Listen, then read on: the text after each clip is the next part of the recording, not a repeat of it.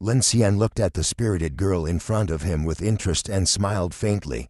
Hearing you say that, it sounds like you have a better idea.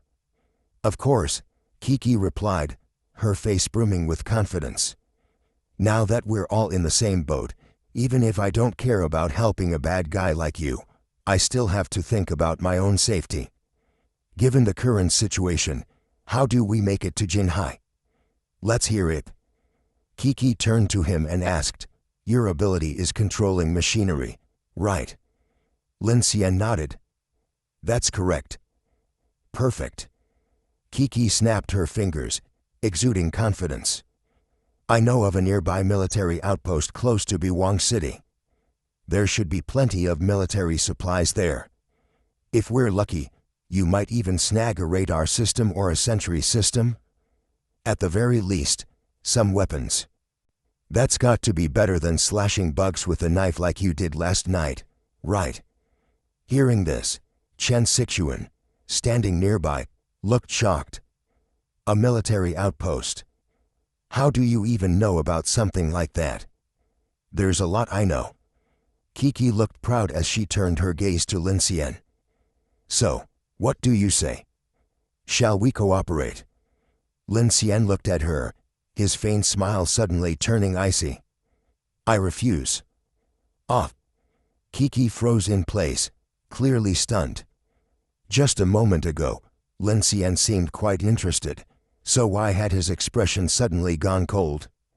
You, what do you mean? She asked nervously. Lin Xian's cold eyes fell upon her as he slowly said, I'm not someone who likes being manipulated. If you think that awakening your ability gives you the right to oppose me, then let's settle this here and now. Life or death, it'll save us from mistrusting each other along the way. Kiki looked guilty upon hearing this. Who said I wanted to oppose you? Lin Xian smiled faintly, his tone still calm but firm. I can take you to Jinhai. It's just another city along the planetary orbital rail, but I have no intention of making deals with you or going out of my way for you. Right now, it's about surviving each day as it comes. If I bring you along, it's because I can trust you and because you can contribute to this team. No one here will serve you, and food is limited. Everyone has to pull their weight. Whether taking you to Jinhai benefits me or not, I don't care. Understand? Others might think Lin Xian's outlook was short-sighted, but in this apocalyptic world, immediate survival took precedence over long-term promises. He had to focus on daily survival and escaping the polar night. Future benefits and agreements were burdensome distractions. Kiki's idea of negotiating for special treatment aboard the train demanding others cater to her was completely misguided. While other survivors might be motivated by promises to go all in, Lin Xian was not that kind of person. To him, someone insincere was worthless, no matter how capable they were. Most importantly, Kiki needed to feel a sense of crisis. Otherwise, if Lin Xian compromised, she might misinterpret it as fear of her abilities. Since that was the case, he figured it was better to clarify their stance as allies or enemies right away. Kiki stared at Lin Xian, who was smiling at her. For some reason, that smile didn't feel warm at all. On the contrary, it was as if turning her back on him would reveal a terrifying demon behind that grin, ready to devour her whole. Faced with Lin Xian's strong words, Kiki's gaze began to falter. After a moment of silence, their eyes finally broke contact. Hugging her knees on the sofa, she looked up at him like a small kitten, her large eyes wide and pitiful. Oh, okay. Okay, what? Lin Xian's gaze remained intense. I'll do as you say. Kiki fidgeted with her fingers, clearly disgruntled but softer in tone.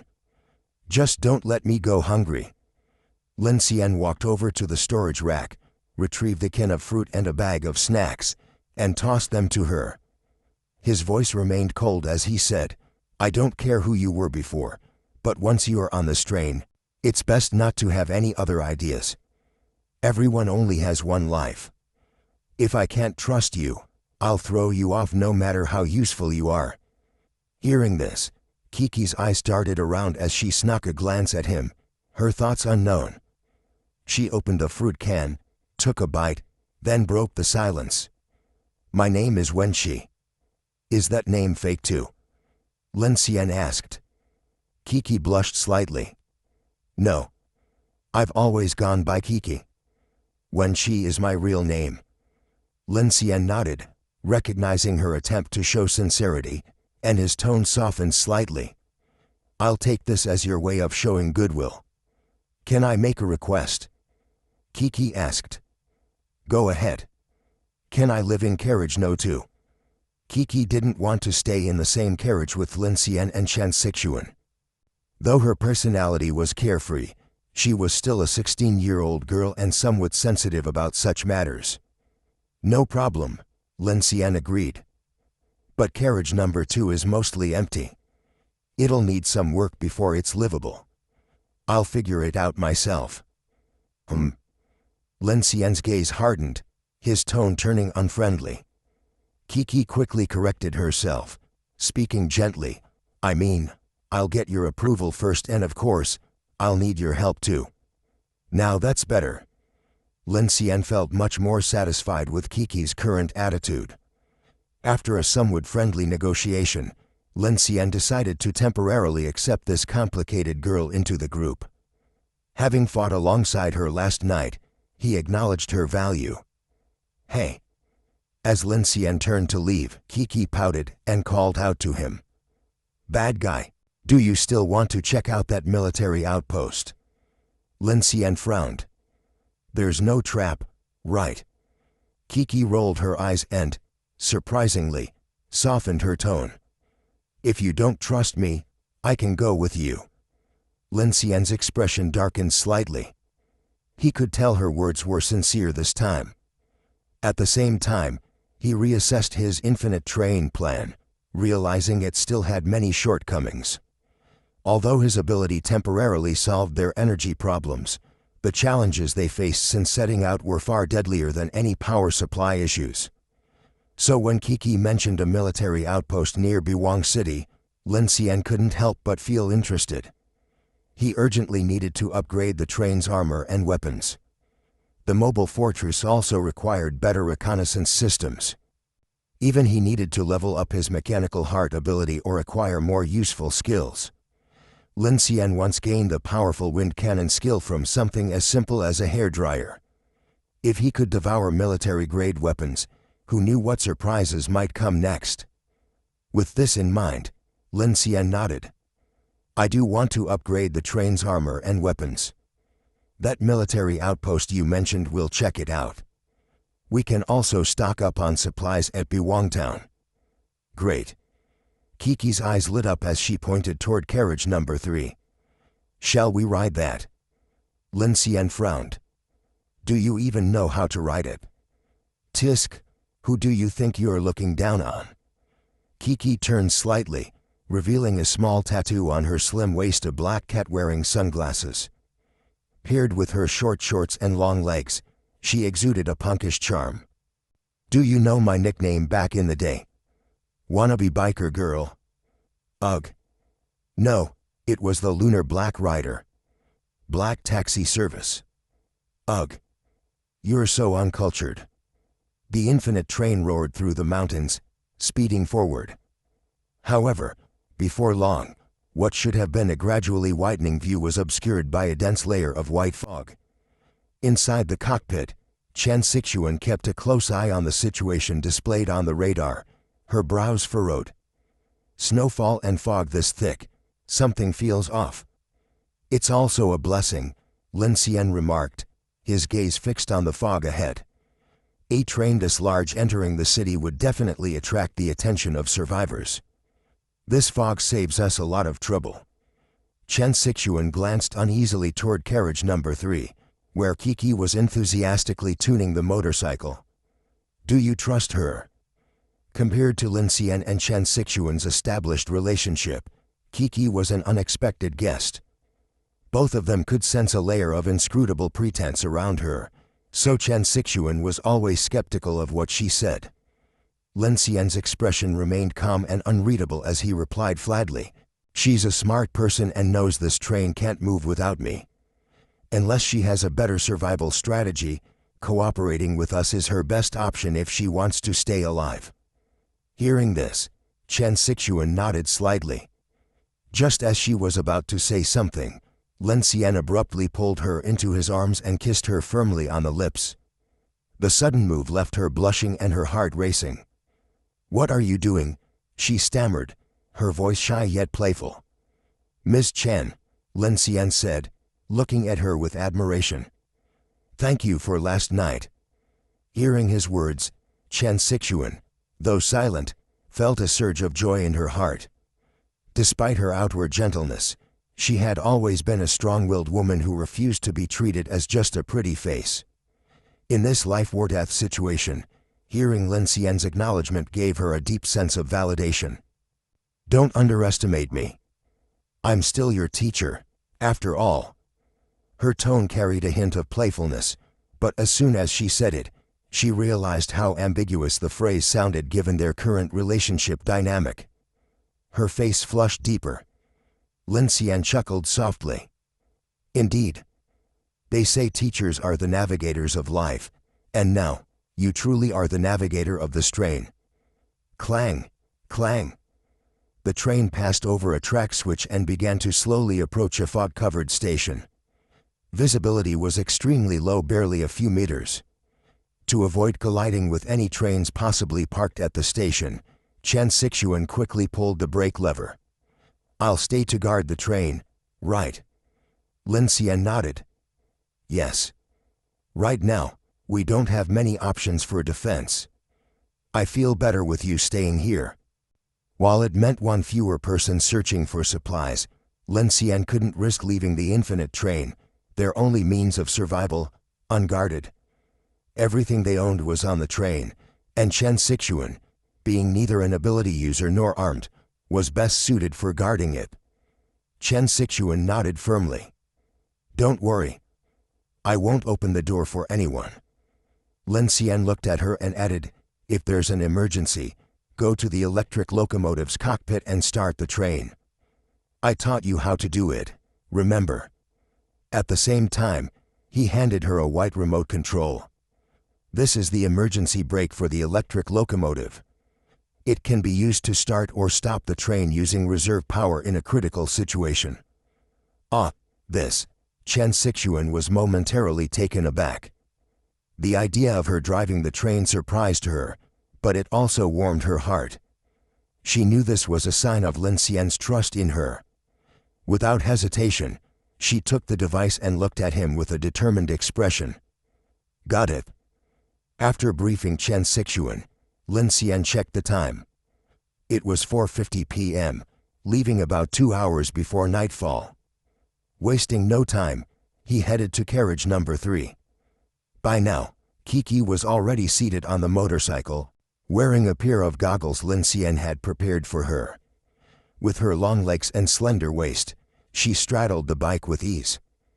The sight of her in her short shorts and crop top, exuding a punk biker girl vibe, was striking. "Just waiting on you now. But heads up, there's not much fuel in this thing." Lin Xian tucked a short blade into his belt and activated his ability to lower the tailgate. He approached the motorcycle, his brow furrowing slightly at the sight of Kiki's slim figure. "With fog this thick, don't ride too fast." "Ugh, stop nagging." Kiki shot him a look of mock annoyance and patted the back seat. "Hop on already." Lin Xian sighed as he climbed onto the back seat. Just as he hesitated over where to place his hands, Kiki grabbed them and placed them on her slim waist. With a huff, she remarked, "You were so harsh about kicking me off the train yesterday, but now you're being shy about holding my waist." "Humph, hypocrite." Lin Xian. The outside temperature had already dropped below freezing, but Kiki remained in her usual outfit, shorts and a crop top. The only warm piece of clothing she wore was a baseball jacket. Lin Xian's hands rested on her waist, feeling her smooth, supple skin. It was cold to the touch, and he couldn't help but ask, "Aren't you cold dressed like this? Do I look like I have other clothes to wear?" she retorted, rolling her eyes at him before starting the engine. With the bike in gear and the brake released, the motorcycle roared forward. Meanwhile, Chen Sixuan quickly retracted the hydraulic tailgate, lowered all the blackout panels, and turned off the interior lights. The train vanished into the fog like a ghost, completely concealed. Woo-woo-woo. The white beam of the motorcycle's headlight pierced through the dense fog, leading them onto a city-bound road. In the eerie silence of the mist, the only sound was the roar of the bike's engine. It triggered guttural howls from zombies lurking in the fog. The road was littered with abandoned cars, their roofs dusted with snow, and trash scattered everywhere. As Lin Xian felt the biting wind, his worry deepened. While the passenger compartments of the train had a heating system, they were decades old and had never been activated. Repairing or installing new heating equipment would be a major project. Even then, the energy consumption would significantly strain their resources. Last night's battle had already pushed Lin Xian to his limits. If not for the reserve energy of the Huansing 7F electric locomotive, he wouldn't have had the strength to fight the giant insect while driving hundreds of kilometers. The extreme cold presented far more challenges than he had anticipated. In front of him, Kiki had mounted her phone on the handlebars, displaying a map she had set up earlier. Although the navigation system no longer worked, she seemed to have memorized the route. Lin Xian couldn't help but ask, "Why do you seem so familiar with this place?" "TCH, I've got a great sense of direction. This place only has a few streets. How complicated could it be?" "Hold tight." With that, she twisted the throttle, accelerating the bike. However, after only a few hundred meters, Kiki suddenly slammed on the brakes. Screech! The screech of tires echoed down the empty streets, followed by the increasingly close howls of zombies. "What's wrong?" Lin Xian asked. Kiki frowned, staring into the dense fog ahead. "There's something up ahead." The street cloaked in dense fog felt eerily quiet, with even sunlight nearly blocked out. Lin Xian and Kiki rode into an open stretch of road, but suddenly, they stopped the motorcycle. "Something's not right," Lin Xian muttered. He too felt an unsettling presence. Drawing the short blade from his back, he assumed a vigilant stance. SHHH, plap plap. The sounds came from a distance, growing into a deafening cacophony like waves crashing ashore. Hearing the noise, their expressions shifted drastically. "Zombies!" Lin Xian exclaimed. "Doesn't seem like it." Before they could speak further, a few zombies suddenly darted out of the fog ahead. Lin Xian's eyes narrowed. These were unlike the ones he'd encountered before. Their skin was a decayed, grayish-white, their movements unnervingly fast. They crawled and bounded on all fours, more like beasts than humans. The sight instantly brought back memories of the Uncle Lee incident at Zhang City's shelter, the night he had saved Kiki. In a flash, a tide of zombies surged forward behind the initial group. Kiki's face turned pale as she yelled sharply, "Hold on!" She released the brake and twisted the throttle hard, the motorcycle's rear wheel screeching against the asphalt and emitting a plume of white smoke. Forward! Without hesitation, Lin Xian raised his hand, firing a wind cannon toward the front.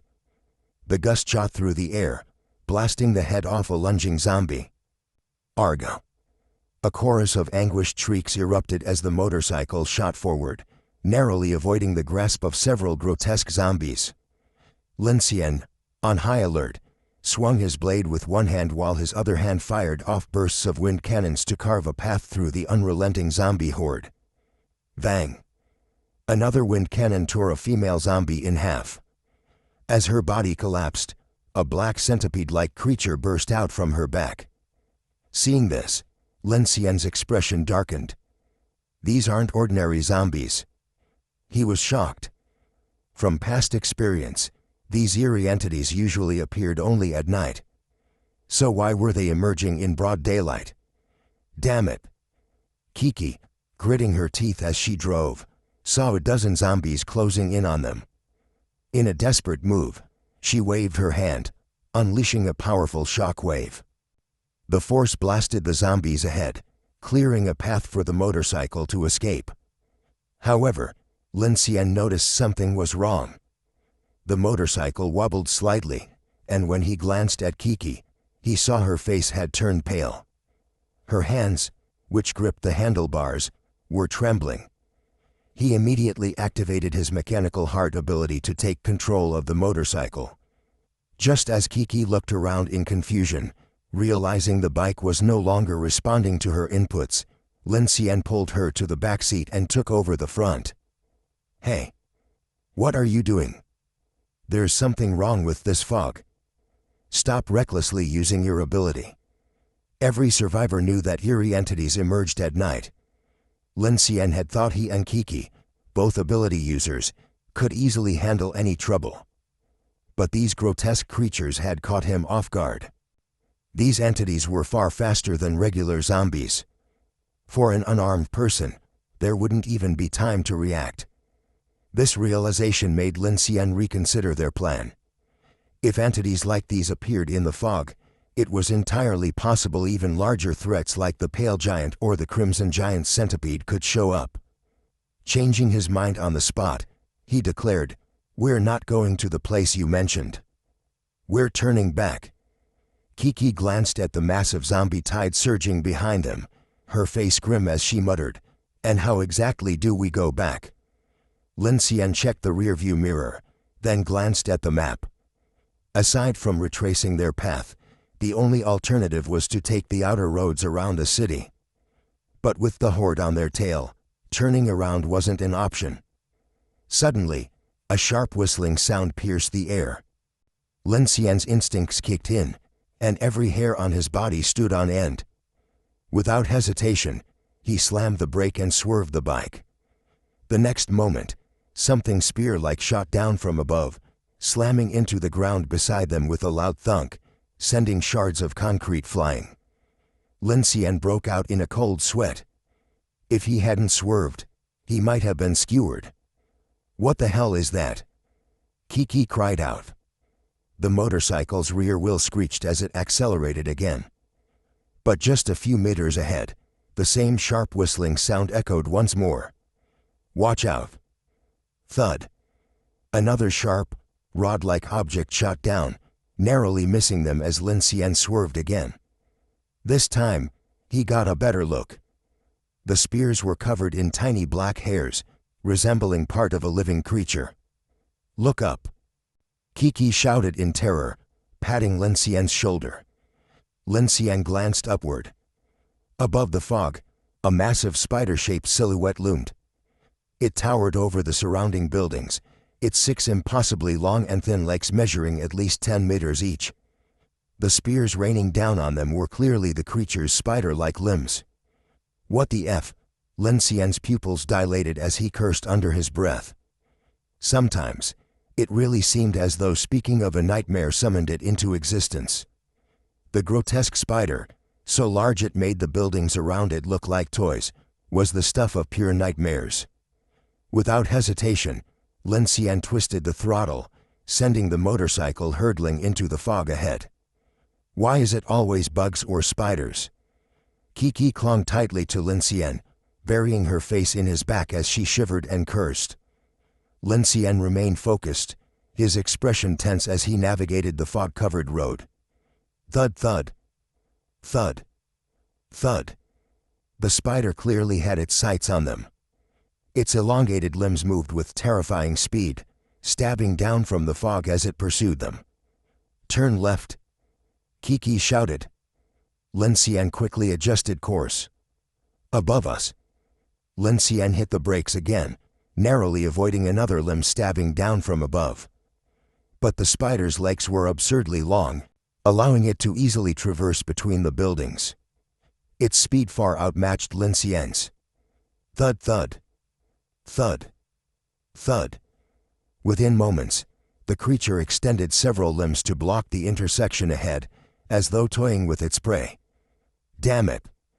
Lin Xian saw the giant spider lowering its massive body from the fog, preparing to attack.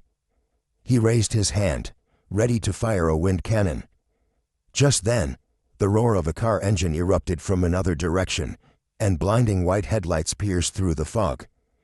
A heavily modified pickup truck burst onto the scene, ramming into several of the spider's limbs with immense force.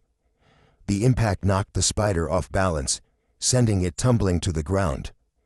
In the blink of an eye, the truck drifted to a halt in front of them. Clang! The truck's rear hatch opened, and a girl, no older than 11 or 12, yelled, "Get in, quickly!" Lin Xian didn't hesitate.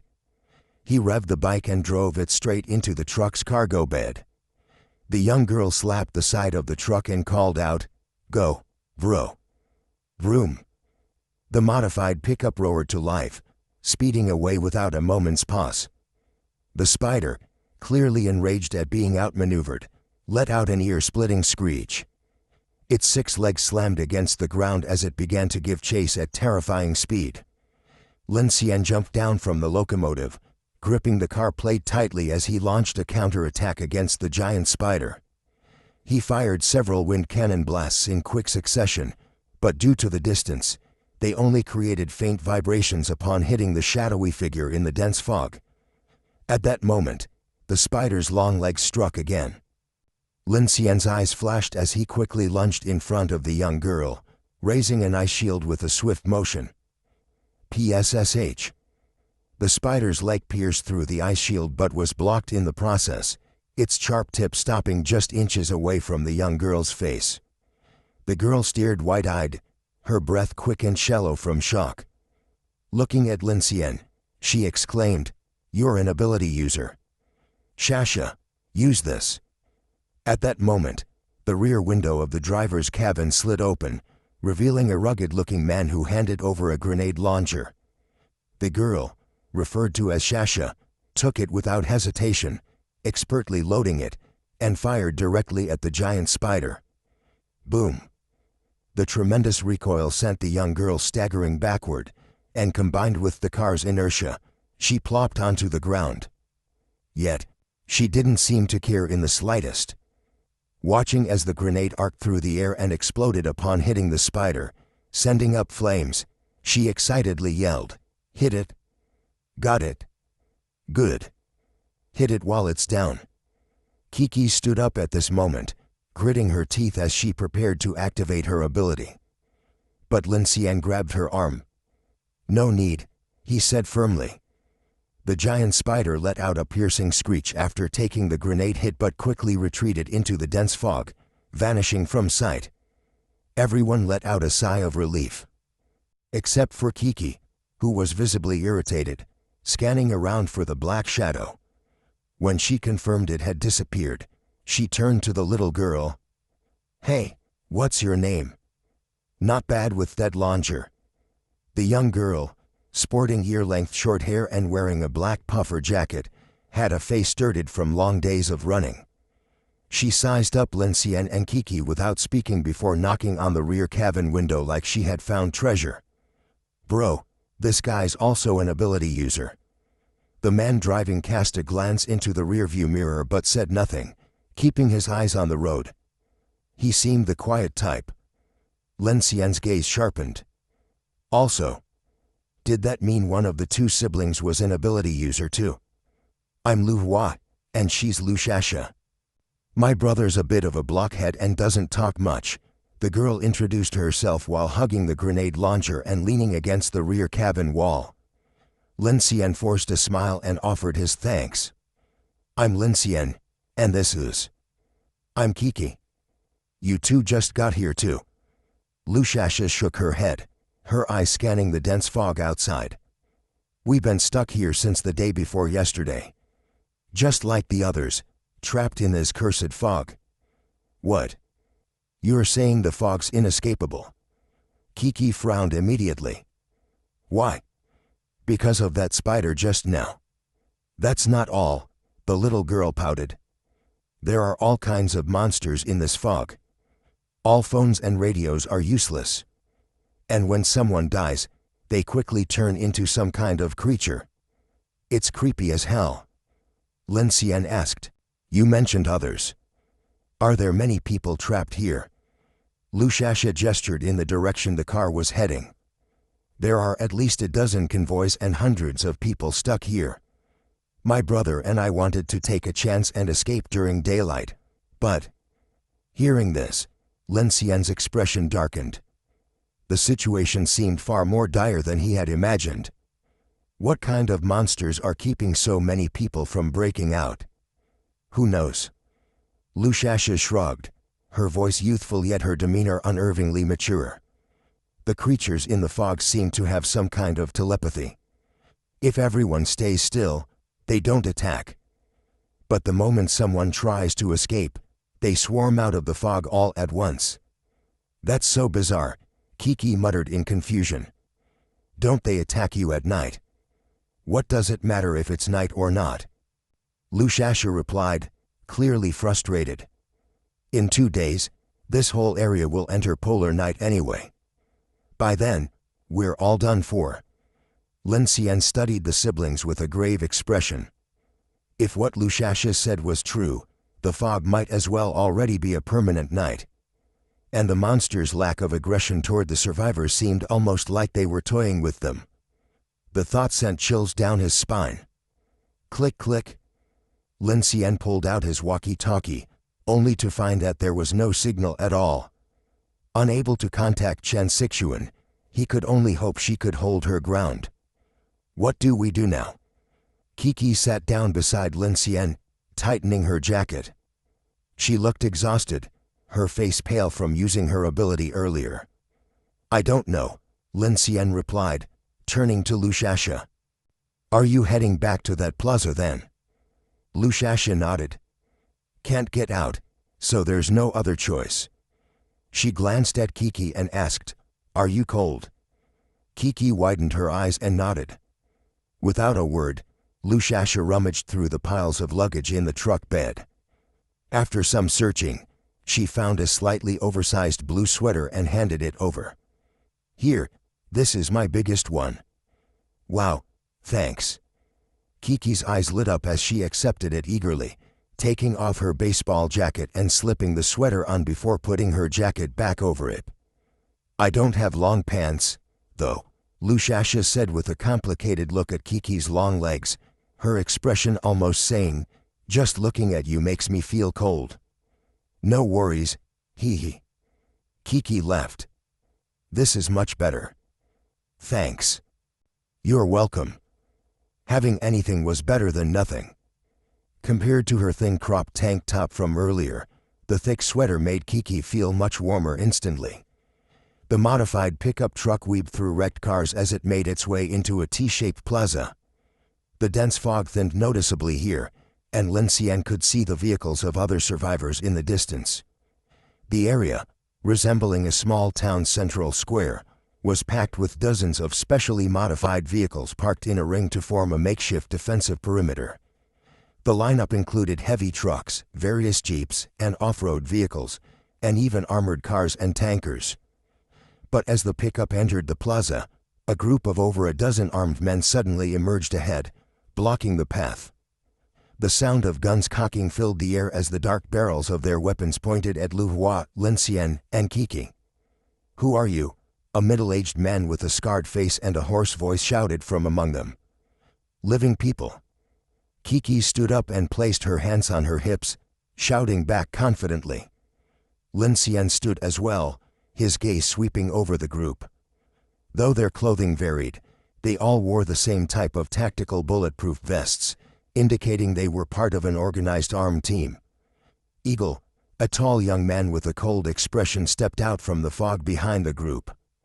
He looked to be in his early 30s, wearing polished military boots and stylish tactical gear. The oddest thing, though, was his dark sunglasses, despite the thick fog. The young man removed his sunglasses as he walked forward slowly, fixing his gaze on the driver's seat. It's you two again. His name was Jian Yu, the leader of the largest convoy here, the Black Jiao Convoy.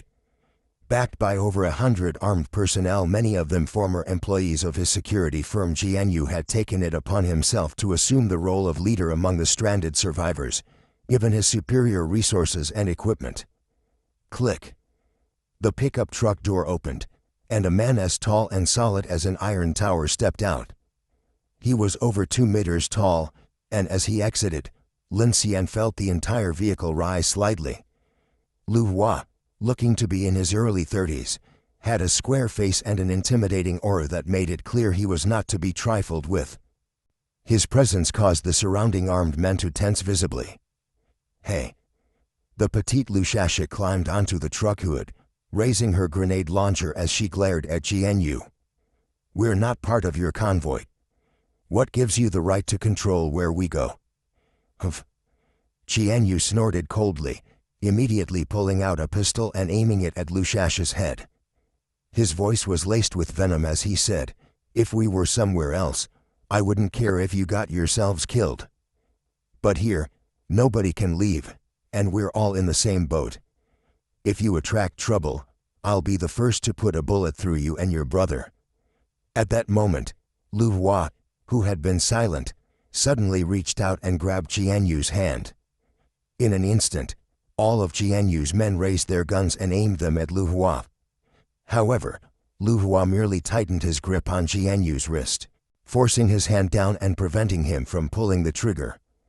"Let go of me."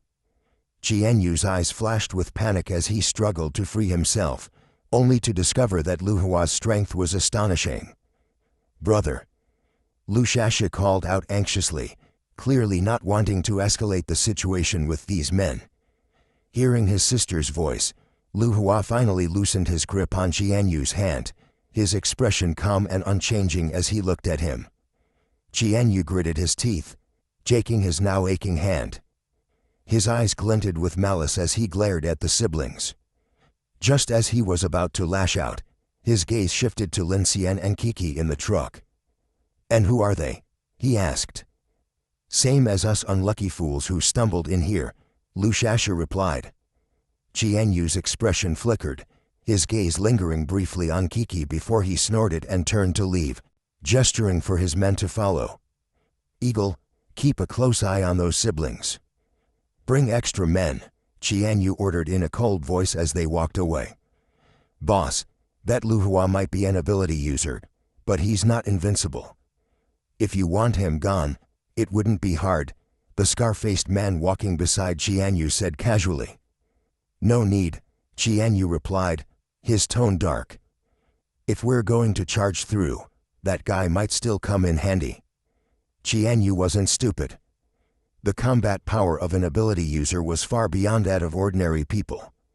While Lu Hua couldn't be recruited to his side, with the group still trapped in the fog, Jianyu wouldn't mind having a few more disposable punts to improve his own chances of survival. The modified pickup truck slowly drove into the plaza, parking in a corner. Many survivors from the other convoys cast curious and wary glances in their direction, though most of the attention was focused on Lin Xian and Kiki, the two unfamiliar faces. Aside from Jianyu's Black GL convoy and the Lu siblings' truck, there were over a dozen other survivor convoys stuck here. Most of these groups were made up of people fleeing eastward from nearby cities. The largest groups had over 20 people, while the smallest had only a handful. Unlike the heavily armed Black GL convoy, most of the others had only a few firearms at best. The convoys were clustered in different areas of the plaza. Women and children stayed inside the vehicles, while the men patrolled the perimeter on high alert. When we first arrived 2 days ago, there were more people here. But yesterday, everyone banded together and tried to charge toward the edge of the city. We lost dozens of people, so we had no choice but to retreat, Lushasha explained as she jumped out of the truck, tossing 2 cans of food to Lin Xian. She added, "You have abilities, and so does my brother. If we work together, maybe we can make another attempt to break out." Lin Xian and Kiki glanced at Lushasha's towering brother behind her. The stark contrast between the siblings was hard to ignore. Lushasha was petite like a fawn, while Lu Hua was built like a bear. "I'm not sure," Lin Xian said seriously. "Even just that spider today was tough enough. If there are more monsters out there, I don't think our chances are very high." He surveyed the plaza. There were at least 200 or 300 people here. Qianyu's Black Jiao convoy was well equipped, and combined with the other groups, there were at least 70 or 80 firearms. If even that kind of firepower had failed to get them out, and they'd lost dozens of lives in the process, adding just him and Kiki to the mix didn't seem like a game changer. Kiki climbed onto the truck's tailgate, her legs swinging as she gazed at the foggy sky. "What's up with this damn fog?" she muttered impatiently. "Who knows? It hasn't shown any signs of clearing in days," Lushasha said with a hint of despair. "So what now?" Lushasha gestured toward the center of the plaza, where Qianyu and the leaders of several other convoys were deep in discussion. "I think they're still planning to make a break for it. If we can't get out before the polar night sets in, we're all doomed." Time passed slowly. Lin Xian glanced at his watch. It was 6:05 p.m., with only 40 minutes left until nightfall. But thinking about it, the current situation wasn't much different from nighttime already. Do the monsters attack more aggressively after dark? Lin Xian asked Lushasha. "They do," she nodded. "Any loud noise will attract those grotesque zombies, but the bigger creatures haven't shown up yet." Before she could finish, the distant roar of engines and gunfire suddenly shattered the tense calm of the survivor camp. Everyone immediately stood up. The men grabbed their weapons, ready for a fight. "What's that sound?" "Over there." "Be careful." "Is it another convoy?" The survivors murmured in alarm. Lin Xian and Lushasha exchanged wary glances. "Let's check it out." Lushasha grabbed her grenade launcher and ran toward the commotion, her brother Luhua retrieving a rifle from the driver's cabin to follow her. Lin Xian and Kiki cautiously trailed behind. In the northwest street, dense fog rolled in as the sound of groaning corpses and gunfire grew closer. The survivors scattered across the plaza spread out defensively. Some climbed onto vehicles, while others ducked behind roadside planters for cover. Soon, several military jeeps burst through the fog, crushing a few grotesque zombies under their wheels. The people in the jeeps fired relentlessly at the creatures swarming the streets and sidewalks behind them. Qianyu's eyes lit up when he saw the military vehicles. Regardless of who they were, their firepower gave him a better chance of survival. "Everyone, help them out," he ordered. Gunfire erupted across the plaza, echoing like a small-scale modern battlefield. Under the cover of the survivors' heavy firepower, the military jeeps quickly broke through the zombie horde and entered the plaza. As the vehicles retreated to the makeshift defensive line, more gunmen from the survivor camp opened fire, joining the battle against the advancing zombie tide. At this moment, several pale zombie dogs, controlled by the black centipede-like creatures, howled as they lunged out of the horde. In a flash, they pounced on a few unfortunate survivors who couldn't dodge in time, sinking their gaping maws into flesh and tearing viciously. "Ah!" The unlucky victim screamed in agony. "Hold the line," someone shouted. The convoy's defensive perimeter began to shrink under the relentless assault, the sound of gunfire echoing as the zombie dogs rampaged, ignoring the hail of bullets and crashing straight into the crowd. "Take these beasts out first." Lin Xian barked decisively. To survive, they had no choice but to align with the other survivors. Thud. Thud. Thud. Lin Xian fired several wind cannon blasts, shattering the heads of multiple zombies. Meanwhile, Lushasha and Luhua also joined the fight. Luhua didn't bother with the rifle slung on his back. Instead, he charged forward, grabbing a roadside guardrail with one hand. With a tremendous heave, he tore off the metal pole and hurled it with all his might. Whoosh! The metal pipe screamed through the air before impaling a pale zombie dog, sending its body flying over 10 meters, leaving a gruesome trail in its wake. "Whoa, what incredible strength!" Kiki exclaimed in amazement. "He's an ability user," Lin Xian said solemnly. "What kind of ability?" "Super strength." At this moment, the people in the military jeeps also disembarked to join the fight. Lin Xian had assumed the newcomers would be military personnel, but to his surprise, they were civilians dressed in a hodgepodge of clothing. Leading them was a balding middle-aged man who appeared to be in his 40s. However, the weapons they wielded were unmistakably military-grade standard-issue Xingguo 26 automatic tactical rifles. "Focus on killing those dogs first," Qian Yu bellowed in fury, his rage fueled by the sight of his own men falling one after another. His rifle spat continuous streams of bullets at the zombie dogs charging through the crowd. "I'm getting in on this." Seeing the zombie dogs rampaging through the survivors, Kiki gritted her teeth in frustration. She suddenly reached out, and to the shock of everyone around, she lifted an abandoned bus on the roadside with invisible force. With a swift motion, she hurled it forward. Boom! The immense force flattened dozens of grotesque zombies and a handful of zombie dogs, crushing them into a pile of mangled flesh and gore that smeared across the road. The sight left everyone stunned and filled with dread. The sheer magnitude of the impact drew countless astonished gazes toward her. Nobody had expected this new face to be such a powerful ability user. Kiki's devastating move instantly eased the pressure on the group. The remaining armed survivors quickly regrouped and re-established their defensive line. With a renewed barrage of gunfire, it didn't take long before the previously overwhelming zombie horde began to recede. The streets grew quieter as the last of the gunfire faded away. The sudden zombie tide attack left the Black Jiao convoy with 3 casualties, and the entire survivor camp suffered over 10 deaths. The plaza was now heavy with the stench of blood and filled with an air of tragedy. As the survivors caught their breath, Lushasha gaped at Kiki with wide eyes. "Wow, you're amazing," she exclaimed. Lu Hua, standing protectively behind Lushasha, also studied Lin Xian and Kiki with a curious and unreadable expression. Meanwhile, Qian Yu and Eagle from the Black Jiao convoy exchanged complicated glances, their eyes fixed on Kiki. The atmosphere turned distinctly uneasy.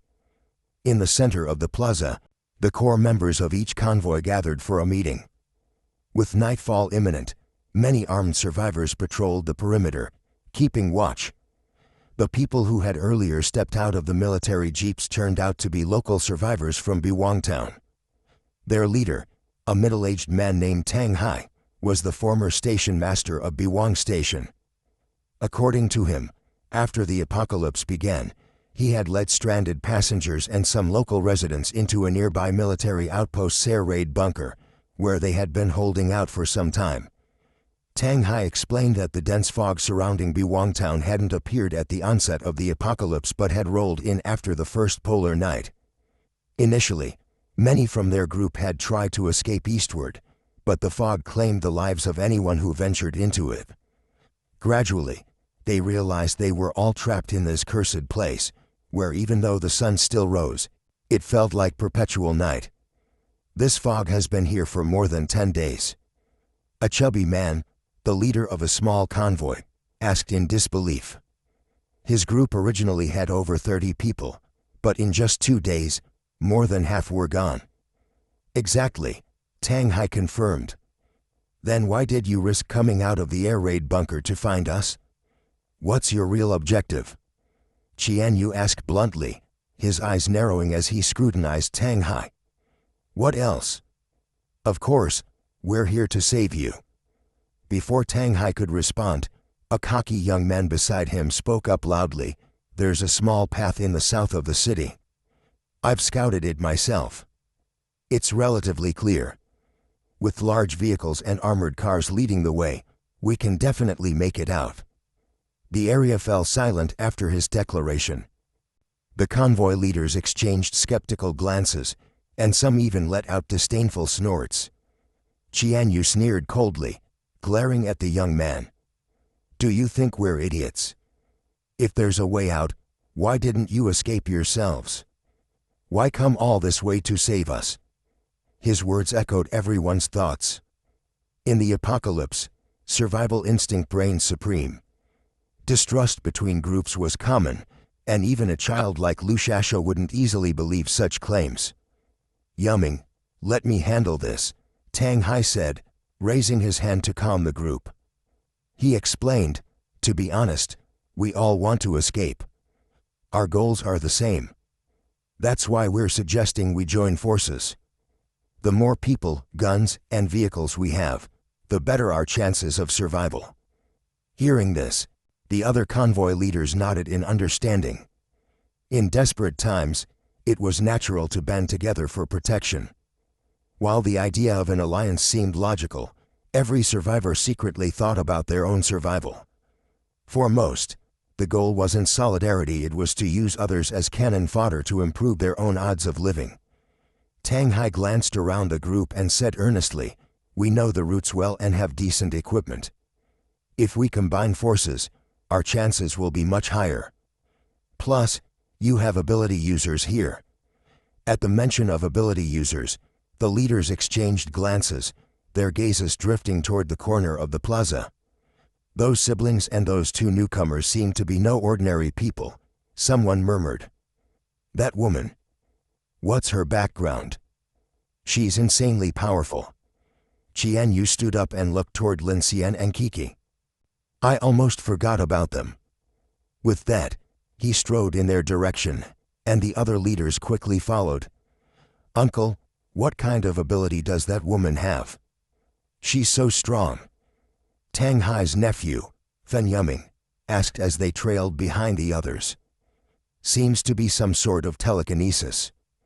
"Quite impressive," Fen Yuming replied, frowning. Tang Hai's eyes lit up with excitement. "With someone like her, our chances of escaping are much better." Fen Yuming cast him a sideways glance and added, "Uncle, she's also a major threat to us." Tang Hai's expression darkened at the remark. On the other side of the plaza, Lin Xian noticed Qian Yu and the others heading toward him. He already had a sense of their intentions. "That move you pulled earlier must have drained a lot of your energy, huh?" Lin Xian asked quietly. Kiki quickly gestured for him to lower his voice. "SHH, keep it down, you idiot." Lin Xian glanced at her pale face, noting her fatigue. He was relieved that she hadn't had a nosebleed this time, which meant she hadn't overexerted herself too much. As Qian Yu and his entourage approached, Lu Shasha, who had been eating canned food, immediately jumped down from the passenger seat and stood in front of them. "Hey, what do you want?" she demanded. Lu Wat also stood up and stepped protectively beside his sister. Qian Yu's gaze swept over the group, his tone more measured than before. "Relax, we're not here to cause trouble." "Exactly," one of the convoy leaders chimed in quickly.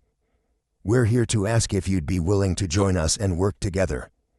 With people as strong as you, we'd have a real shot at breaking out of here," another added, looking at Lin Xian and Kiki with newfound hope. "Work together?" Lin Xian asked, rising to his feet. "What exactly do you mean by that?" At this moment, Tang Hai and Fen Yuming arrived. Lin Xian's expression shifted slightly as he observed them. Unlike the other survivors, who all looked haggard and grimy from prolonged stress, Tang Hai and Fen Yuming were noticeably clean and well-fed. If it weren't for the earlier battle, Lin Xian suspected their appearance would have been spotless. This immediately made him suspicious. Tang Hai introduced himself. "I'm Tang Hai, a local from Biwang Town and the former station master of Biwang Station. The survivors in our group have been taking refuge in a military air raid bunker at the base of the nearby mountain." Hearing this, Lin Xian frowned. "The station master of Biwang Station?" "I'm Lin Xian." "This is Kiki," he replied evenly. Fen Yuming's gaze scrutinized the two of them, lingering on Kiki for a moment. His eyes lit up with an undisguised excitement that made Lin Xian uneasy. Tang Hai repeated the plan discussed earlier, which was straightforward: to unite the convoys and work together to escape. But it's already dark. Wouldn't trying to break out now be even more dangerous? Lin Xian asked, casting a wary glance at Fen Yuming and then at Tang Hai. Qian Yu scoffed. "I don't think it makes much difference. The fog is far more dangerous than the darkness." "That's not what I mean," Lin Xian began, but Kiki cut him off. "You're all idiots," she snapped. "If we try to break out during the day, at least we'll have time to catch our breath outside. If we go at night, what are we supposed to do, run blindly for 20 hours in the dark?" Qian Yu frowned, realizing she had a point. "Then we leave at first light," someone suggested. Tang Hai stepped forward with an alternative. "I have a suggestion. On our way here, we cleared out a lot of zombies. Why not take this opportunity to relocate everyone to the air raid bunker? It's safer there, and it's closer to the southern path." The group murmured in agreement. The plan seemed feasible. Lin Xian glanced at Kiki, who gave him a knowing look. The air raid bunker Tang Hai mentioned was the same military outpost Kiki had brought up earlier. "I think this plan works," Lin Xian said, nodding. With Lin Xian's agreement, the group became energized. Qian Yu shot Tang Hai a glance but said nothing, instead turning to his lieutenant. "Eagle, gather everyone and prepare to move." The survivor camp burst into activity as the convoys quickly packed up their belongings and prepared their vehicles. Engines roared to life as they readied to depart. In a heavily modified off-road vehicle, Eagle kept a close eye on the military jeeps leading the convoy. "Boss, something's definitely off about Tang Hai," Eagle muttered. "I already noticed," Qian Yu replied with a cold laugh. He grabbed his walkie-talkie and issued orders to his men. "Save your ammo and switch off your safeties. Stay sharp." After setting the radio down, he glanced at Eagle and added, "That military outpost was already part of my plan to loot. If anything goes wrong, take out Tang Hai immediately." Eagle's eyes gleamed with a predatory light. "Got it, boss." The convoy began moving. Tang Hai's military jeeps led the way, followed by the Black Jiao convoy's heavily modified vehicles. The remaining dozens of smaller convoys followed at the rear, with Lu Hua's pickup truck bringing up the end along with Lin Xian and Kiki. Lu Shasha popped her head through the rear window and asked, "Are you guys cold?" "Not too bad," Lin Xian replied. "Brother Lin, be careful. They might try to set you up," Lu Shasha said, her sharp instincts belying her young age. Lin Xian paused, then sighed lightly. "Everyone wants to get out of here. If chaos breaks out, it'll be every man for himself." Lu Shasha pouted and said firmly, "Then we need to stick together. I saved you earlier, remember?" Lin Xian smiled faintly and nodded. "All right, we're allies." Beep, beep, beep, beep. 1845 darkness fell. At Biwang Station, the infinite train stood quietly amidst a dense fog. On board, Chen Sixuan paced anxiously. The walkie-talkie in her hand emitted nothing but dead silence, devoid of even the faintest signal, causing her heart to clench in her chest. She looked nervously out the window. The fog seemed alive, wrapping itself around every inch of space, amplifying the night's darkness infinitely. Condensed frost clung to the train window. Deep within the mist, it felt as though some unknown, terrifying entity was lurking. A chill ran down her spine as ominous thoughts filled her mind. Swoosh! Chen Sixuan pulled down the blackout curtain. She rummaged through the toolbox in the third carriage and grabbed the trusty crowbar for self-defense. Quietly, she leaned against the sofa, remaining vigilant of her surroundings. They're both ability users. They should be able to handle whatever comes their way, she muttered to herself. It wasn't her first time dealing with Lin Xian not returning on time. The only thing she could do now was hold the fort and avoid drawing the attention of any lurking monsters. Vroom. Just then, the deep, rumbling sound of an engine broke through the stillness, cutting through the fog and striking her ears like a hammer. The abrupt noise contrasted sharply with the surrounding silence, immediately putting her on high alert. She shot up and moved to the driver's cabin, peering out through the window. To her shock, she spotted the headlights of a locomotive slowly moving along a distant track. Clang, clang. Seeing this, Chen Sixuan quickly covered her mouth in disbelief. Meanwhile, progress on the other side was going smoother than expected. The convoy of dozens of vehicles navigated the main road without much trouble, encountering only a few scattered grotesque zombies along the way. To avoid attracting more monsters, the teams tacitly agreed not to fire any shots. The convoy soon emerged from a stretch of forest and spotted a sign ahead reading, "Military Restricted Zone, No Entry." Shortly after, a sizable military base came into view. Once a heavily guarded outpost, the military base was now desolate, lying abandoned at the foot of the mountain. Its surroundings exuded a somber stillness. Inside the tall walled outpost, a group of survivors who had been hiding there opened the heavy steel gates, moved aside the barriers, and allowed the convoy to drive in one by one. By now, night had fully descended. The floodlights from countless vehicles illuminated the looted outpost. In the courtyard, a few disassembled jeeps and a TFV-600 twin-barrel heavy tank with a broken track and strip targeting system lay scattered.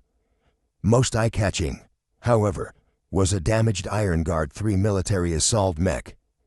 Holy sh*T. Is that for real? A young man wearing glasses, clearly the convoy's tech expert, jumped out of a black GL convoy vehicle, his eyes lighting up instantly. "It's already broken," Tang Hai replied as he directed his men to close the gates. Walking over, he added, "The Starfleet evacuated completely before the last polar night. This thing's just a heap of scrap metal now. We've already scavenged it for all the usable parts." No one doubted his words. Still, many had never seen such military-grade mechs up close before, and it didn't take long for a crowd of curious survivors to gather around it. "Wu Songlin, Eagle, check if there's anything useful left. Take whatever you can," Qian Yu instructed his specialized crew, confident in their expertise. Even if it was just some usable armored steel, they had high-speed cutting tools ready to prepare the convoy for repairs.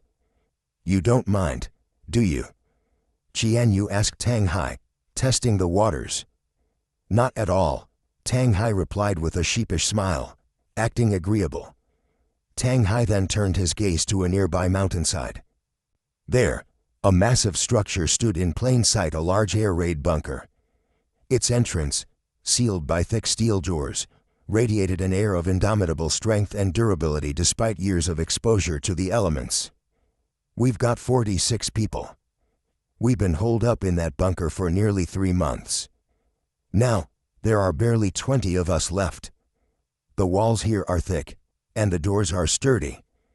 We can rest up together for the night and head out at first light tomorrow," Tang Hai said. "Whoa. Lin Xian, look." Kiki had climbed out of the car alongside Lin Xian and was walking toward the crowd. Her eyes lit up when she spotted the nearly 3-meter-tall humanoid war mech. "This is so cool. If only it worked. Although, I still prefer the Sentinel series, they're less bulky." Lin Xian also eyed the towering behemoth, a glimmer of fervor flashing in his gaze. His mechanical heart pulsed with desire. These military-grade machines had always been on his wish list. However, ever since the apocalypse began, he'd been confined to urban areas and hadn't had the chance to come across such equipment. He'd long planned to strengthen himself, not just through improving his abilities but by further developing his mechanical heart. For example, self-armoring, combat prosthetics, rapid weapon systems, all of these seemed far more reliable than close-quarters combat with a short blade. Beyond industrial-grade and military armors, Lin Xian fantasized about incorporating tank cannons, railguns, close-in weapon systems, and various automated weapons into the infinite train. If he could devour or scan these blueprints and integrate them into his train, the thought alone was exhilarating. "By the way, where are your other teammates? Or is it just the 2 of you?" Qian Yu suddenly asked, glancing at Lin Xian and Kiki. "There aren't many of us," Lin Xian replied casually, clearly uninterested in conversing further. His attention shifted back to the damaged Iron Guard 3 assault mech as he quietly activated his mechanical scan system. Unfortunately, he quickly discovered that many of the mech subsystems were missing, and the core drive had long been gutted. It was impossible to scan a complete blueprint. He sighed inwardly and prepared to give up. Much like Wu Songlin from the Black Jiao convoy, he had considered dismantling the armor plates, including parts from the TFB-600 heavy tank. However, without tools or manpower, he could do nothing but rely on his devour ability. Not many of you. Qian Yu raised an eyebrow and boldly suggested, "Why not join my convoy? I'll make sure you're well equipped with weapons and food. What do you think?" His direct offer, though brash, was reasonable given the circumstances. Even Tang Hai and the other convoy leaders cast mixed looks. Recruiting people so openly in this situation was undeniably aggressive. But the Black Jiao convoy's confidence wasn't baseless. As a mid-sized armed team, their survival capabilities were strong, evident from their gear. They had armored cars, trucks, tankers, and even dedicated technical personnel. Many smaller teams had already considered joining them for protection. After all, in the chaos of the apocalypse, who wouldn't want a strong backer?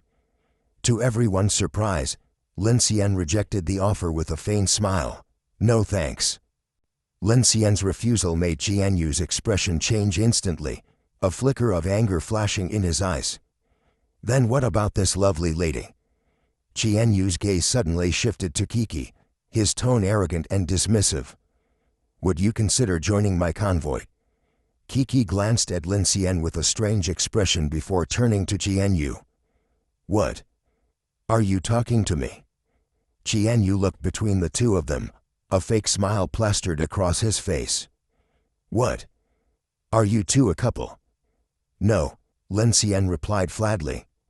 "Relatives?" "Not that either," Kiki said with a sly smile.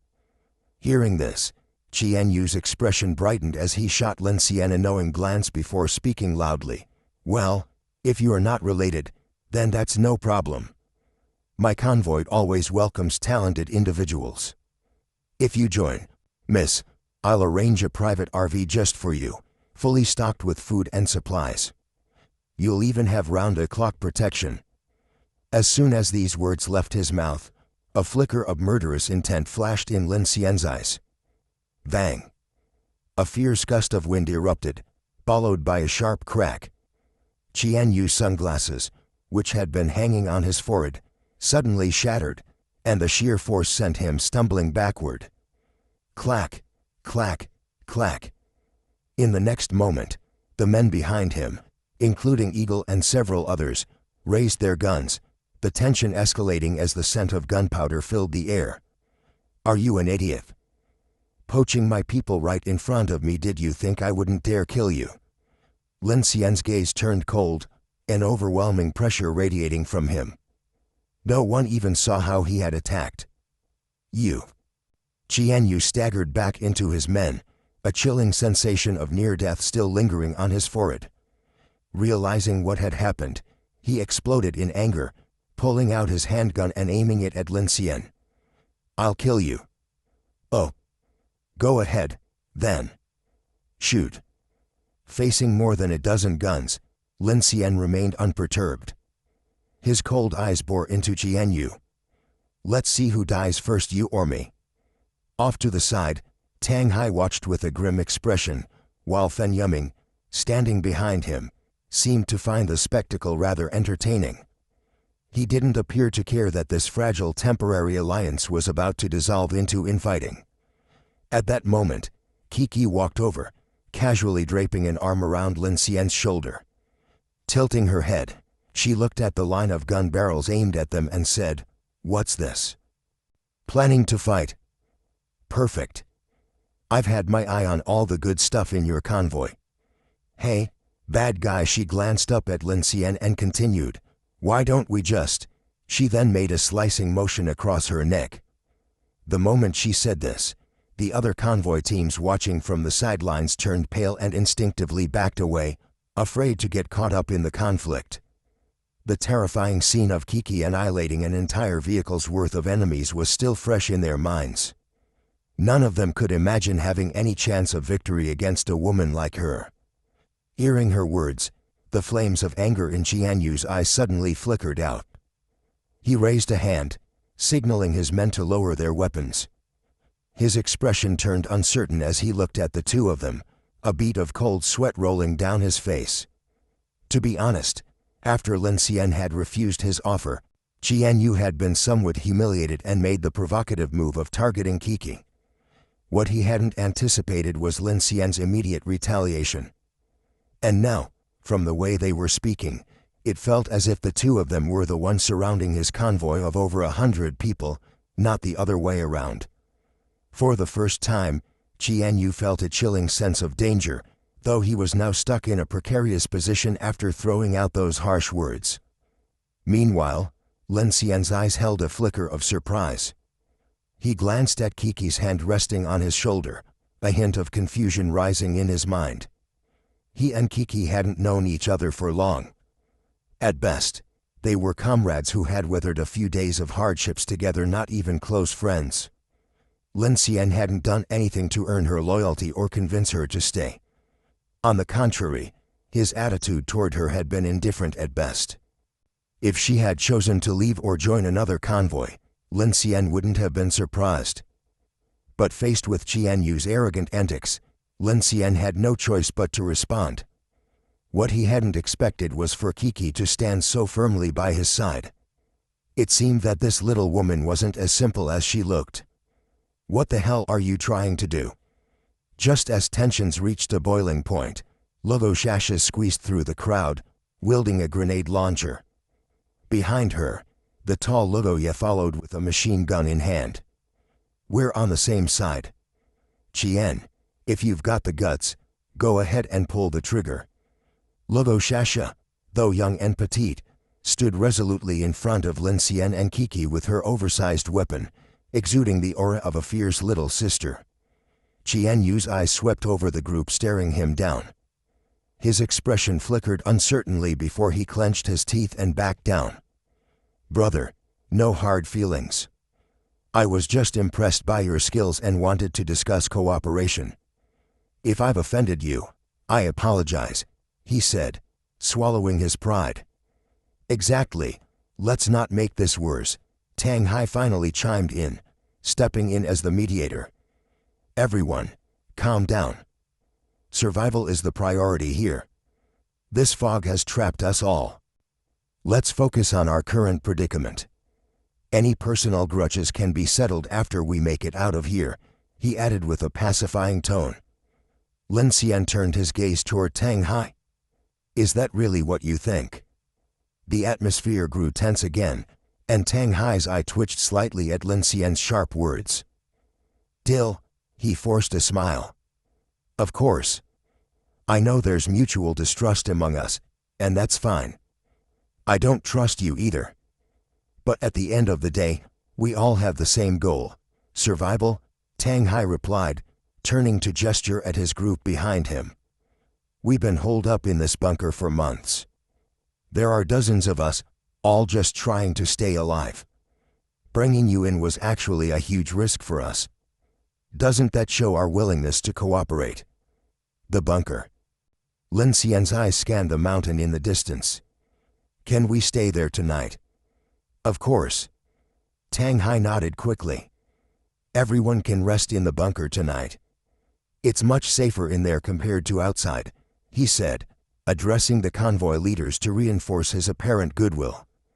At that, his nephew Fen Yuming interjected, "Uncle, there's no way the bunker can fit so many people." "We'll squeeze in," Tang Hai sighed. "There's still plenty of room." The suggestion to let everyone into the bunker did help ease some suspicions, but the convoy leaders exchanged strange looks and stayed silent. "No need. My convoy stays with our vehicles. We'll keep watch through the night," Qianyu responded first. Now that the standoff had de-escalated, he shot a cold glance at Lin Xian and Kiki before turning to leave. The other convoy leaders quickly followed suit, voicing their refusals. "We don't need it either. Let's just meet up tomorrow morning." "Same here." Seeing the unanimous rejection, Tang Hai didn't press the matter. Fen Yuming, however, sneered in disdain.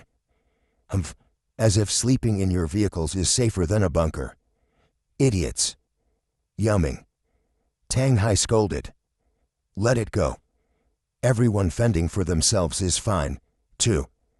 In truth, the convoy leaders' reactions were completely understandable. Whether they trusted Tang Hai or not wasn't the main issue. For these people, their vehicles carried all their worldly possessions. To them, no place was safer than their convoy. If danger arose, they could escape immediately. Under such circumstances, who would abandon their vehicles to sleep in a bunker? Turning to Lin Xian, Tang Hai said, I'll have Yuming show you inside. Feel free to find a spot and rest. Tomorrow, we'll need your help again. We're all in the same boat, no need to be so formal, Lin Xian replied with a polite smile, though inwardly he was growing suspicious. He had already intended to check out the bunker. While there were some treasures in the courtyard, he couldn't exactly devour machinery in front of hundreds of people. Tang Hai's suggestion gave him the perfect excuse to probe his intentions. To Lin Xian's surprise, Tang Hai actually agreed to let them in. While his outward behavior seemed reasonable, even generous, it felt strangely naive for a world as ruthless as this. Lin Xian couldn't quite figure out what Tang Hai was plotting, so he decided to wait and see. As he prepared to head toward the bunker, he paused when he saw Logo Shasha nearby. Noticing his gaze, Shasha quickly waved her hand and pointed toward the pickup truck. You two go ahead. My brother and I are used to sleeping in the truck. Be careful, Loloya added tersely. Lin Xian nodded and began walking toward the bunker at the foot of the mountain, weaving through the crowd with Kiki close behind. Hey, bad guy. Our motorcycle's still on that truck, Kiki said. What, you want to bring it inside the bunker? Lin Xian replied, continuing forward. As they walked, he suddenly felt someone watching them. Turning his head, he saw Fen Yuming trailing behind. Hey, brother. The people inside are all our own, just ordinary folks, Fen Yuming said. Kiki frowned, confused by the remark. Ordinary people, so what? She blurted out. Lin Xian sighed softly and replied in a calm tone, We're just looking for a place to rest for the night. We won't disturb you. Fen Yuming's eyes darted between the two of them before he fell silent and took the lead, guiding them forward. As they climbed the slope, a freight platform came into view first. A railway track extended through the fog, disappearing into the valley. Behind the platform loomed a large air raid bunker. Above the bunker's entrance, mounted on the mountainside, was a 1,130 close-aim defense cannon. Even shrouded in mist, its silhouette exuded an imposing aura. Lin Xian's eyes gleamed in awe. He had only ever seen such weapons on television. This wasn't just any ordinary military outpost. Entering through the iron gates, they found themselves in a hollowed-out mountain space designed for parking military vehicles and storing supplies. The hangar inside the bunker was now completely empty. Lin Xian figured Tang Hai's group had probably salvaged their jeeps from here. Passing through the empty hangar, Fen Yuming led them down a staircase. In the underground facilities, Tang Hai survivors were scattered in small groups, sitting and eating in the dimly lit hall. Most of them were ordinary folks from Biwang County, men, women, and children huddled in corners with their families.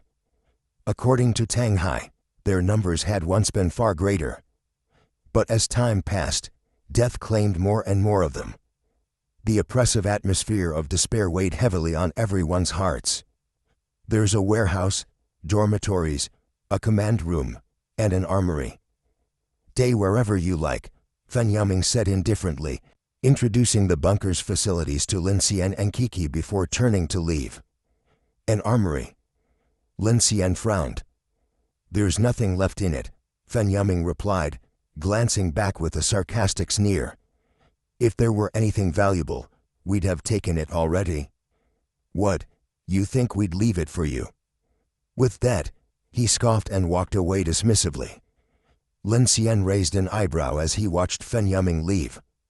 Without another word, he headed straight for the armory at the end of the hallway, Kiki trailing behind him under the watchful eyes of the other survivors.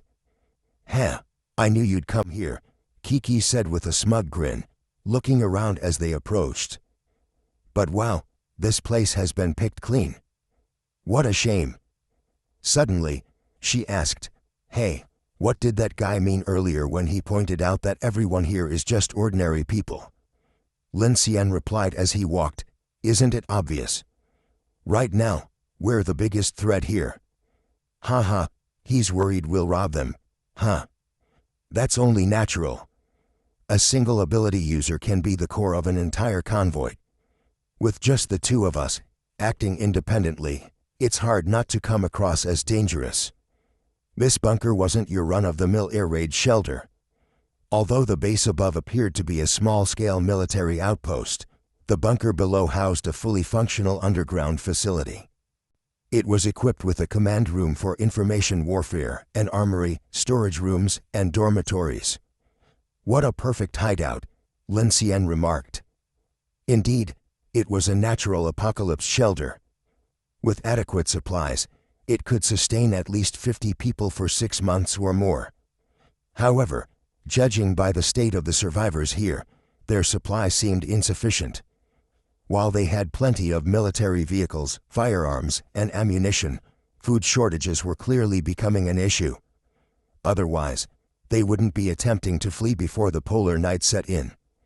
When Lin Xian opened the armory door, he was greeted by row upon row of empty shelves. Other than some gas masks, helmets, and other equipment that were essentially useless, everything else had been stripped bare by Tang Hai's group.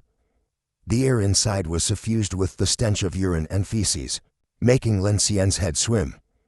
Kiki immediately covered her nose and backed out. "Let's find another spot instead."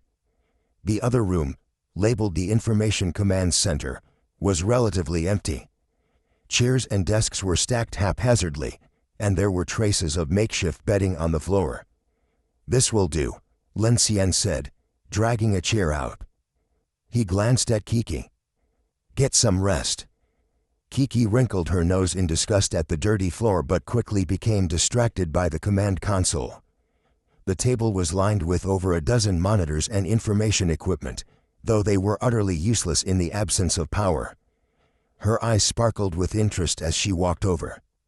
"Hey, bad guy, how about we move this stuff onto the train and set up an information center for me?" "An information center?" Lin Xian raised an eyebrow. He had noticed earlier that the base had a sentry warning system, but the system was far too complex to disassemble and move easily. Easier said than done. "How are we supposed to haul all this back?" Kiki pouted. "Are you stupid? There's a freight rail line outside. It's obviously connected to Biwang Station." "I know," Lin Xian replied with a wry smile. "What I mean is, we're still trapped in this fog. We're lucky to even be alive, so how would we find the time to move anything?" "Ah, fair point," Kiki admitted, deflating. She stretched lazily and glanced at Lin Xian, her exhaustion plain to see. "I can't take it anymore. I need to rest for a bit." Lin Xian found a corner and leaned back against the wall, leaving her be. He knew Kiki was utterly drained by now. Whether it was Qianyu or Tang Hai, Lin Xian was certain they both harbored ulterior motives. In this harsh environment, everyone prioritized their own survival. Their politeness toward him and Kiki was only due to their abilities as ability users. Once they escaped the fog, Lin Xian would become their biggest threat. Some might see Lin Xian and Kiki as powerful allies, but for now, with the extreme night just 2 days away, everyone's survival was uncertain. "This kind of place should have backup power or generators," Lin Xian muttered, noticing how the survivors in the main hall were lighting candles. It was clear the ventilation system was still functional, yet the electricity was completely out. In the armory. "It stinks in there," Kiki mumbled, leaning against Lin Xian's shoulder. Within moments, she had fallen asleep. Lin Xian turned to look at her, a complicated expression crossing his face. Yesterday, she had fainted after using her ability twice to fight off the giant bug. Yet today, she had managed to hold out without revealing any weakness. She was sharp. If the others discovered her ability's limitations, neither Jianyu nor Tang Hai would treat them with such caution. Even though Lin Xian's display of power had been impressive, Kiki's explosive combat ability had left a much stronger impression on everyone. He recalled how she had feigned sleep for 3 days and began to wonder about her true identity. How could a spoiled rich girl have such resilience? Night fell, and everything inside and outside the bunker grew deathly quiet. Whether it was the convoys in the courtyard or the survivors in the underground shelter, nobody made unnecessary noise. It was a night destined to be sleepless not only because of the looming terror of the dark but also because tomorrow's planned escape from the fog was a gamble of life and death. Lin Xian did not rest. Instead, he placed his hand on the command console and activated his mechanical heart to interface with the system. But he quickly realized this command system wasn't just a server or a set of information devices. It was the central hub that connected the entire outpost. The system's scale was far beyond what he had anticipated. His energy began draining rapidly, alarming him. Just as he prepared to stop his ability, something strange caught his attention. Beneath the underground facility, there was a hidden elevator. What shocked Lin Xian even more was that the elevator was currently descending. Frowning, he stood up and looked out into the main hall, but everything remained silent. Where was this elevator located? And more importantly, with the base's power completely out, how was the elevator still operational? Backup power, Lin Xian muttered, glancing at the sleeping Kiki. He remembered her mentioning a backup generator in the armory. With a growing sense of caution, Lin Xian's suspicions deepened. The first person that came to mind was Tang Hai. Both Lin Xian and Jianyu had found Tang Hai's behavior odd. While his goal seemed straightforward, his timing was too convenient. Lolo Shasha had arrived 2 days earlier, and Jianyu's group a day before that. By all logic, Tang Hai should have been aware of their presence much earlier. Yet he had chosen to emerge today, risking a potential zombie horde attack. However, as a local, Tang Hai had also led them to a much safer shelter than the plaza, which had temporarily eased some suspicions. Although the various groups remained wary of one another, the shared danger of the fog bound them together for now. Even with the bunker doors open, Lin Xian had put his doubts on hold. Still, his cautious nature compelled him to investigate further. After carefully laying Kiki onto a discarded sleeping bag, he left the command room and stepped into the hallway. The survivors in the main hall eyed him warily but said nothing.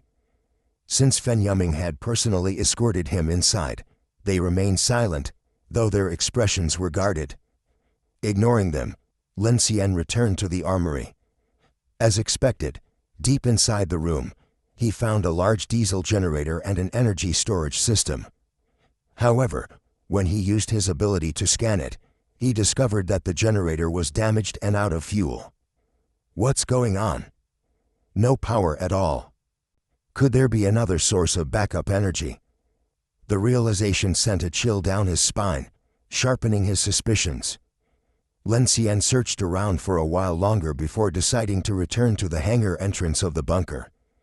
The heavy iron door was already locked, but using his mechanical heart, he quietly unlocked it. Peering out, he saw the slope below and the courtyard of the outpost where dozens of vehicles belonging to the survivors were parked in eerie silence. From the cracks in several of the vehicles, faint beams of light leaked out, proof that many people were not sleeping soundly but remaining on high alert throughout the night. Lin Xian circled the area but found no sign of the elevator entrance, nor did he spot Tang Hai or Fen Yuming. Their absence unsettled him. Feeling a growing unease, Lin Xian returned to the command room and took a deep breath. This time, he decided to push his mechanical heart to its limit, attempting to fully integrate with the base's command system and map out all its mechanical pathways. It wasn't long before he felt an intense drain on his energy, leaving him visibly exhausted, his face pale. But his efforts paid off. As he scanned the entire base's mechanical structures and conduits through the command hub, his eyes suddenly snapped open. A sharp, fierce glint flashed in his gaze. F. Lin Xian cursed under his breath, his expression darkening as cold sweat poured down his face.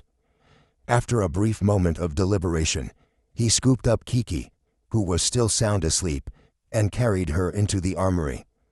Locking the door behind him, he ignored the pervasive stench of the room and used a flashlight to find a spot near the backup generator where the air was better due to the proximity of the ventilation pipes.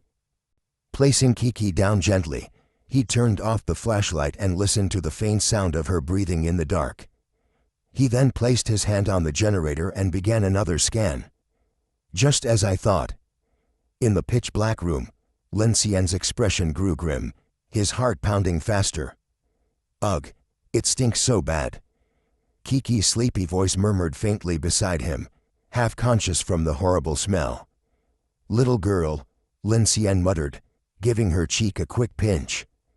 The startled Kiki jolted awake, groggy and visibly irritated. The foul stench made her wrinkle her nose as she struggled to sit up. Hey, you! Before she could finish her sentence, Lin Xian covered her mouth with his hand. Click.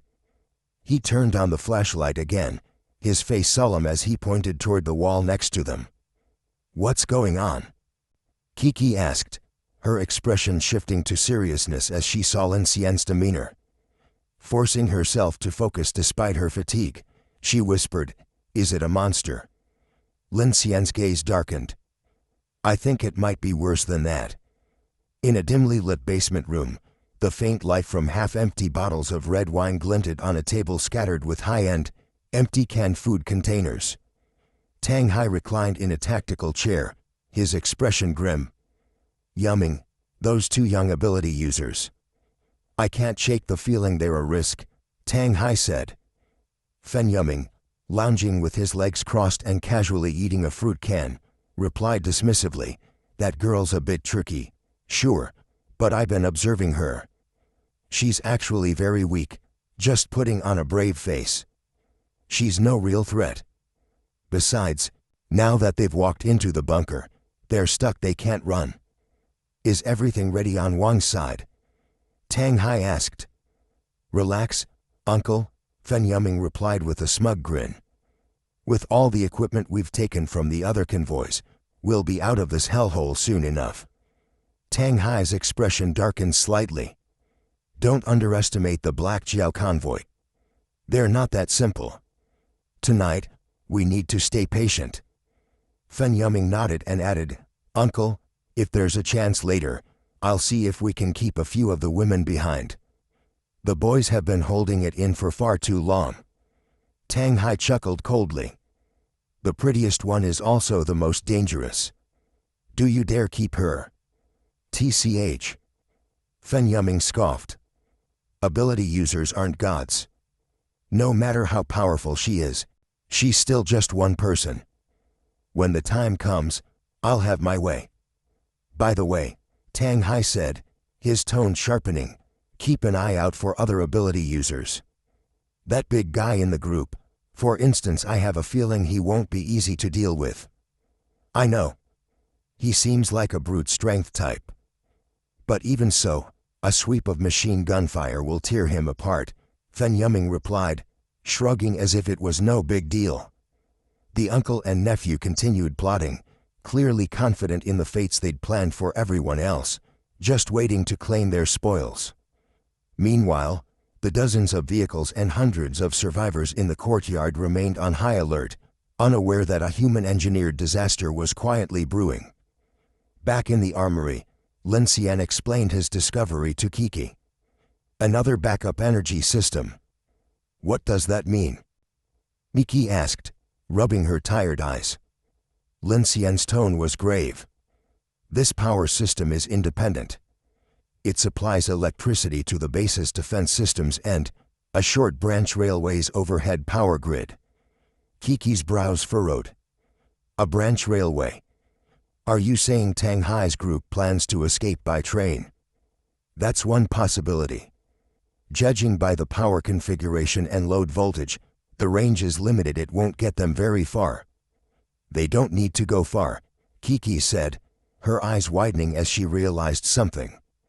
They just need to get out of the fog, or to Biwang Station. Then why? Kiki trailed off, her expression suddenly stiffening. She gritted her teeth. Damn it, those bastards. We need to leave now. She scrambled to her feet, but Lin Xian grabbed her arm, his face serious. Leave. Leave to where? If we try to leave now, the other convoys will descend into chaos, and that'll make things worse, Lin Xian said calmly. But if we stay, isn't that just waiting to die? Kiki said, her voice tinged with panic. Lin Xian's intense gaze locked onto hers. Do you remember something you said earlier? It was spot on. What did I say? Kiki asked, confused. You said that even if we escape the fog now, it's still dark outside. Kiki blinked in realization. You mean, they'll probably make their move before dawn? Earlier than that, Lin Xian corrected. Which means we still have some time. Time for what? Lin Xian dragged over a dirty sleeping bag and dropped it next to her. Sleep. Are you crazy? Kiki looked at him as if he had lost his mind. She reached out to touch his forehead, frowning. Has the stink in here gotten to you? You're telling me to sleep at a time like this? We have to sleep, Lin Xian said firmly, his expression serious. You need to rest. You'll need your strength later to help me execute my plan. With that, he pulled Kiki closer and whispered his bold plan into her ear. Lin Xian was convinced Tang Hai wouldn't act too early. First, as Kiki had guessed, they'd likely wait for the middle of the night when fatigue and vigilance among the survivors would wane. Second, Tang Hai would want to ensure complete control of the situation. But Lin Xian knew he had to prepare for any eventuality. For his plan to work, Kiki needed to regain some energy to maximize their chances of breaking through. Kiki listened to his plan, her expression shifting. What about Jasha and the others? Should we? Lin Xian shook his head. We can't worry about them now. Even if we told them, they wouldn't be able to help and might tip Tang Hai off. Enough talk. Go to sleep. Reluctantly, Kiki furrowed her brows and obeyed, lying on the sleeping mat and forcing herself to rest despite the horrendous smell in the room. Lin Xian said nothing more. He placed his hand on the generator and activated Mechanical Devour. Devouring progress, 1%.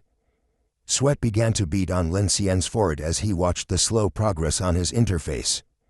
This was the first time he had attempted to devour such a massive setup, a 1,900 kilowatts diesel generator combined with an energy storage system.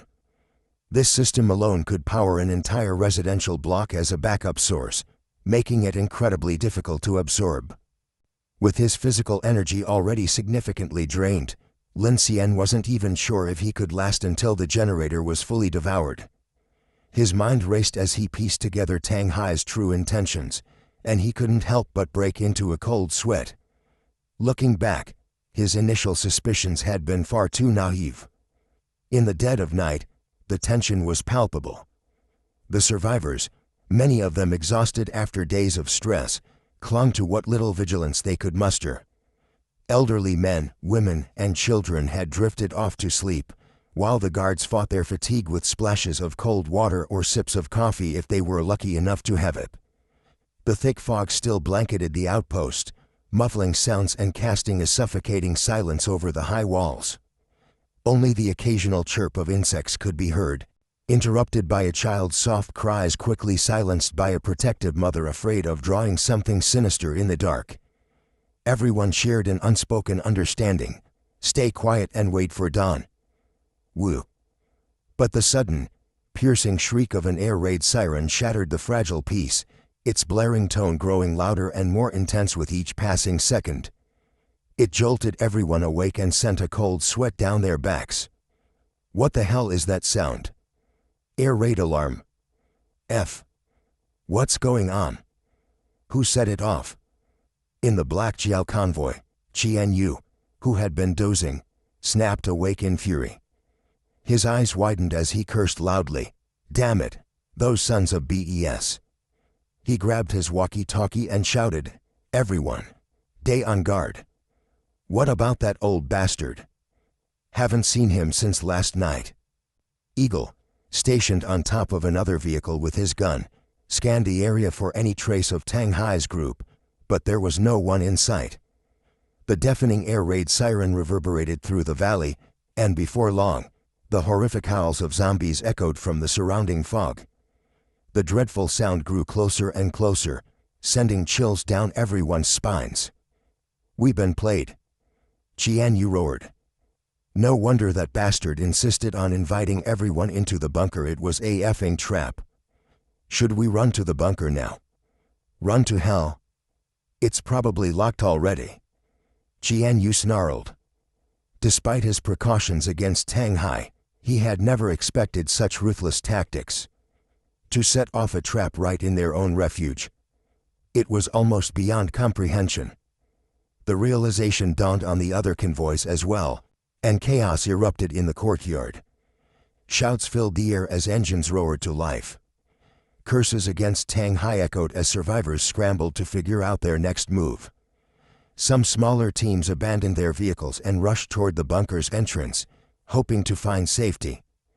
But when the Black Jiao convoy opened the outpost's gate, they were greeted by an unexpected sight. Massive barricades and marble blocks had been set up outside without their knowledge. Seeing this, Qian Yu's face twisted with rage. Clear the obstacles. Now. A modified heavy truck equipped with a steel plow lowered its blade with a mechanical whine. Revving its engine, it charged forward, crashing into the barricades with explosive force. Vang! Vang! Vang! The plow cleared a path through the debris, leaving a temporary escape route for the vehicles behind. "Brother, should we go too?" On another pickup truck, Logo Shasha looked nervously at the chaotic scene unfolding around them, her voice trembling. Lodoye hesitated, his gaze drifting toward the bunker. "I can go get them." Shasha shouted. "Wait." Lodoye grabbed her arm, his eyes focused. They have abilities." Shasha bit her lip, nodding in agreement. "All right, then we'll wait for them." Meanwhile, the survivors who had rushed toward the bunker's entrance reached the iron door. But before they could even attempt to open it, a sudden flash of fire illuminated the darkness. Boom! A massive explosion rocked the courtyard, and a ball of fire engulfed the survivors, swallowing them whole. "Damn it! Kiki! Are they?" The horrific sound of the zombie horde's howls grew louder and louder, echoing through the fog. Gunfire erupted as survivors fought back, but the chaos was too overwhelming. On the pickup, Shasha's face turned pale as she watched the carnage unfold. Despite waiting as long as she could, there was still no sign of Lin Xian or Kiki. "Brother, we have to go," Lodoye said decisively, slamming his foot on the gas pedal. The pickup truck roared to life, speeding out of the outpost. If they hesitated any longer, neither of them would make it out alive. The scene in the courtyard had descended into utter madness. Waves of zombies, grotesque undead creatures, corpse dogs, and black centipede-like monsters surged through the fog, flooding into the outpost like a tidal wave. One van that failed to start in time was instantly swallowed by the horde, while an off-road vehicle crashed into a cement block in the chaos. Its passengers, unable to restart the vehicle, were forced to abandon it, firing their guns as they ran toward the bunker. But they didn't get far. In the darkness, a corpse dog pounced, dragging one of them to the ground. "Off! Help me!